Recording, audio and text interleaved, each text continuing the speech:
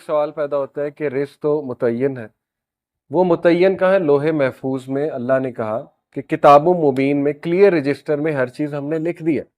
اللہ کہتے ہیں کہ کوئی بھی مخلوق اس دنیا پر نہیں چلتی، لیکن ایک ہے اس کا رزق اللہ نے لکھا ہوا ہے۔ کہاں؟ کتاب مبین کلیئر رجسٹر میں۔ وہ کیا ہے؟ لوح محفوظ میں۔ لوح محفوظ کیا ہے؟ میکرو لیول کی تقدیر۔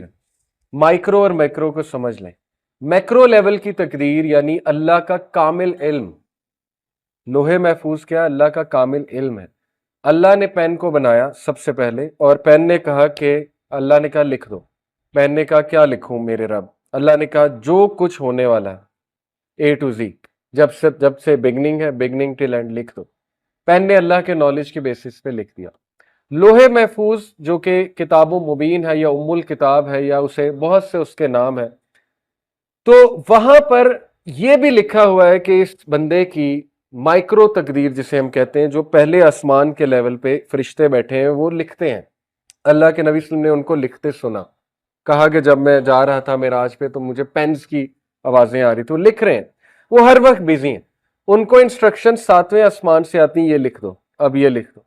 لیلۃ القدر کی رات جو ہے ان کو بتایا جاتا ہے یہ چیز چینج کرو، یہ ایڈیٹنگ کرو، یہ بندہ یہ دعا کر رہا ہے، نیک عمل کر رہا ہے، ڈیلی بھی وہ بزی ہیں، ڈیلی ڈکری بھی ہوتی ہے، ہمارے اعمال پہ ڈیپینڈنٹ ہے۔ مثال کے طور پہ ہمیں آج ایک چیز ملنی تھی، ہمارے کسی گناہ کی وجہ سے رک جاتی ہے، اس کو کہتے ہیں تقدیر، اس کو کہتے ہیں کہ وہ چیز آپ کو گناہ کی وجہ سے نہیں ملی۔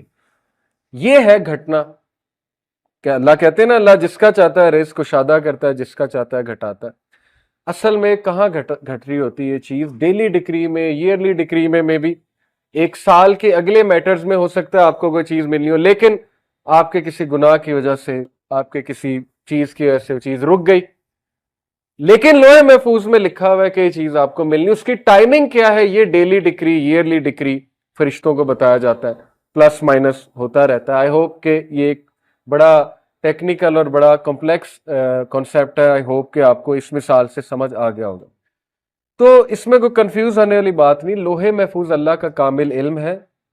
میں ابھی یہ موبائل یوں پکڑ رہا ہوں، اللہ کو پتہ ہے، اسی لیے میں اللہ کی عبادت کرتا ہوں، اسی لیے میں پراؤڈ ہوں اللہ کا ورشپر۔ دیکھیں آج میں آپ کو کہوں کہ ایک ایسی ہستی ہے جس کو آپ کا سب پتہ ہے، اے ٹو زی، آپ کا جو آپ نے کرنا ہے، ابھی آپ نے یہاں سے چل کے وہاں جانا ہے، وہ بھی اس کو پتہ ہے۔ آپ کہیں گے کون ہے؟ آپ تو بیعت کر لیں گے جا کے، آپ کہیں گے میں تو ملاؤ اس سے، کون ہے؟ یہی اللہ ہے، اللہ کے علاوہ کوئی نہیں ہے۔ غیب کا علم اللہ کے علاوہ کسی کو نہیں ہے، خزانوں کا علم اللہ کے علاوہ کسی، میری فیٹ اللہ کو پتہ ہے اور میں اس پہ پراؤڈ ہوں۔ اس میں کوئی چیلنج کرنے کی ضرورت نہیں ہے کہ یہ کیا، یعنی اللہ کو پتہ ہے نا، کوئی کچھ لوگ کہتے ہیں جی کہ اچھا اللہ کو پتہ ہے کہ آپ جہنمی ہیں یا فلانا جہنمی، تو پھر میرا کیا قصور؟ نہیں، ایسے ہم نے نہیں کرنا۔ اللہ کو پتہ ہے، یہ اللہ کا علم ہے اور وہ ہمارا رب ہے، اور اسی لیے وہ رب ہے، اسی لیے اللہ سبحانہ و تعالیٰ اومنی پوٹنٹ ہے، اسی لیے وہ سب سے زیادہ پاورفل ہے، العزیز ہے، الحکیم ہے، وہ خدا ہے، وہ رب ہے، وہ گاڈ ہے، اللہ ہے، وہ اللہ، اور اللہ جیسا کوئی نہیں ہو سکتا۔ اس لیے بی پراؤڈ کہ آپ اس رب کی عبادت کرتے ہیں جس کو سب پتہ ہے۔ اس لیے ہم اس سے رہنمائی طلب کرتے کہ اللہ آپ کو پتہ ہے میں نے کل کیا کرنا ہے، مجھے نہیں پتا، لہٰذا میرا کل بھی اچھا کر دیں۔ صحابہ ایسی دعائیں کیا کرتے تھے۔ حضرت عمر کہتے تھے کہ اے اللہ اگر آپ نے مجھے ریچڈ لکھا ہے، بدقسمت لکھا ہے، تو مجھے خوش قسمتوں میں شامل کر لیں، مجھے بلیسڈ بنا دیں۔ یہ دعا کتنی پسند آئی ہوگی اللہ کو۔ اس میں اکنالجمنٹ بھی ہے کہ اللہ میں تیرے کامل علم کی اکنالجمنٹ کر رہا ہوں کہ تجھے سب پتہ ہے، لیکن ریکویسٹ بھی کر رہے ہیں۔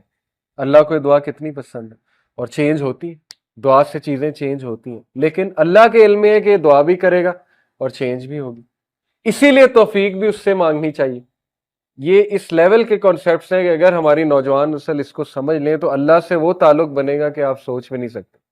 اللہ سے کبھی جدا ہی نہیں ہوں گے، ہر میٹر میں اللہ کو شامل کریں گے۔ جتنا آپ اللہ کو جانیں گے، آپ کا اللہ سے تعلق خوبصورت سے خوبصورت ہوتا جائے گا۔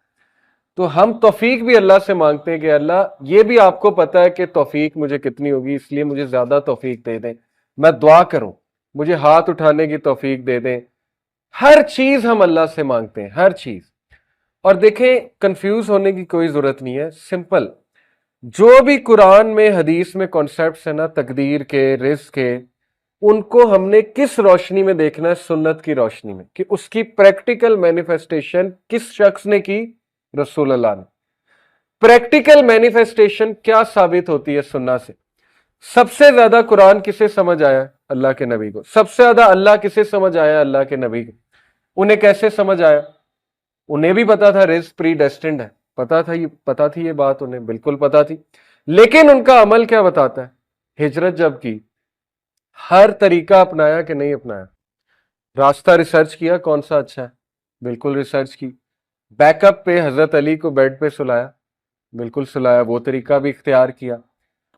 راستے میں جو کھانے پینے کا بندوبست تھا وہ بھی کیا، بالکل کیا۔ ساری ریسرچ کی، بالکل کی۔ غزوہ خندق کی مثال نے، بہت سی مثالیں ہیں، میں چند ایک دے رہا ہوں۔ اسباب اختیار کیے، بالکل کیے۔ سپائز کو، حضرت حذیفہ بن یمان کو ایز اے انٹیلیجنٹ سپائے، جو کہ بالکل جائز ہے، جنگ کے موقع پہ بنایا، بھیجا، سارا جو ہے وہ جا کر ان سے انفارمیشن ایکسٹریکٹ کروائی۔ اس کے بعد ایک پروپیگنڈا بھی جو ہے وہ جائز، جو پروپیگنڈا ہوتا ہے وہ بھی اختیار کیا کہ مشرکین کو اور جیوز کو آپس میں ذرا ان میں پھوٹ ڈالی جائے۔ وہ بھی آپ کو واقعہ یاد ہوگا، ایک صحابی کو بھیجا، اس نے جا کے، ان صحابی نے جا کے قریش کو کوئی بات کی، جیوز کو کوئی بات کی، جائز ہے جنگ میں، اور اس کو پروپیگنڈا کہتے ہیں، جائز پروپیگنڈا، وہ بھی اختیار کیا۔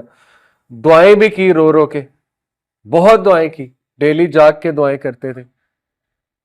اینڈ میں وکٹری مسلمانوں کو ملی، جبکہ اللہ نے یہ کہا ہوا ہے، سورہ فتح کی غالباً آیا ہے کہ کتب اللہ لأغلبن انا ورسلی، اللہ نے لکھ دیا ہے کہ اللہ اور اس کا رسول غالب ہوں گے۔ اللہ نے تو بتا دیا پروفٹ کو کہ آپ نے غالب ہونا ہی ہونا ہے، فتح مکہ آپ ہی کی ہے۔ لیکن بغیر ایفرٹ کے اگر اللہ نے کسی کو کچھ دینا ہوتا تو محمد رسول اللہ کو دیتے صلی اللہ علیہ وسلم، کیونکہ سب سے پیارے وہ ہیں اللہ کو۔ لیکن ان کی 23 سالہ ایفرٹس آپ کے سامنے، فتح مکہ کے لیے پروسیس پورا تھا، اور وہ پروسیس سے گزارنا وہی ہے۔ اللہ کہتے ہیں نا کہ صحابہ کو کیوں اس پروسیس سے گزارا؟ تاکہ ہم ان کو پاک کر دیں، تاکہ ہم چھانٹی کر دیں ان میں سے کون جو ہے وہ منافق ہے اور کون جو ہے وہ نیک ہے، جو پروفٹ صلی اللہ علیہ وسلم کے فالوورز تھے۔ یہ اللہ کے طریقے ہیں۔ بہرحال سننا سے کلیئر کنسیپٹ آ جاتا ہے ہمارے پاس کہ ایفرٹ، سٹرگل ہمارے نبی نے جب کی، تو ہم کون ہوتے ہیں کہنے والے کہ نہیں ہم ایفرٹ نہیں کریں گے، ہم سٹرگل نہیں کریں گے؟ ہاں ایکسیپشن موجود ہیں، ان کو ہم معجزے اور کرامت کہتے ہیں، ان ایکسیپشنز کو۔ جیسے حضرت مریم کے پاس جب زکریا علیہ السلام جاتے تھے تو سمر میں ونٹر کے فروٹس پڑے ہوتے تھے، ونٹر میں سمر کے فروٹس پڑے ہوتے تھے ان کے حجرے میں۔ حضرت زکریا حیران ہوتے تھے، کہتے تھے مریم یہ کہاں سے آئے ہیں؟ حضرت مریم کہتی تھی یہ میرے رب نے دیے۔ وہ کرامت ہے، غیر انبیاء پہ کرامت ہو سکتی ہے، لیکن یہ کہ اس چیز کو کوئی استعمال کر کے اب کلیم کرنے لگ جائے کہ میرے پاس وہ طریقہ ہے کہ جائے نماز پہ بیٹھو نیچے سے پیسے نکلیں گے، ایسی بہت سی باتیں سننے کو ملتی، وہ امپریکٹیکل باتیں، اور سنت غیر سنت، مطلب سنت سے ثابت نہیں یہ چیزیں، آپ کیسے کلیم کر رہے ہیں یہ چیزیں؟ وہ کرامت ہے، معجزات ہے۔ بنی اسرائیل کو من و سلوہ آتا تھا بغیر کوئی محنت کیے، اللہ دیتا تھا، رزق دیتا تھا۔ پھر وہ حدیث پہ آپ غور کریں، اللہ کے نبی صلی اللہ علیہ وسلم نے فرمایا، یہ حدیث میں ذرا ایگزیکٹ آپ کو کوٹ کر دوں کیونکہ اس میں ایک بہت زبردست کانسیپٹ ہے۔ اللہ کے نبی صلی اللہ علیہ وسلم نے فرمایا، ترمذی، ابن ماجہ، احمد، مسند احمد کی حدیث ہے، صحیح حدیث ہے، if you were to put your trust in Allah as you should, you would be given provision like the birds. اگر تم اللہ پہ توکل کرو جیسے توکل کرنے کا حق ہے تو اللہ ایسے ہی رزق دے گا جیسے چڑیوں کو دیتا ہے۔ They go out hungry in the morning and come back with full bellies in the evening. اس میں کی ورڈ کیا ہے؟ They go out. They don't sit. یہ نہیں کہا وہ بیٹھی رہتی ہیں اور بیلی فل ہو جاتی ہیں، کیا کہا؟ They go out. یہ کی ورڈ ہے، going out. ہاتھ پیر ہلانا آپ کا کام ہے، رزق آپ کو تلاش کر لے گا، وہ آپ کو ڈھونڈ رہا ہے، وہ کیا پتہ نہیں کہاں ہاتھ پیر ہلا کے ملنا ہے، یہ اللہ نے جو ہے وہ آپ پہ چھوڑا ہے، ہاتھ پیر ہلاؤ۔ اس حدیث سے بہت کلیئر جو ہے وہ کانسیپٹ آ جاتا ہے۔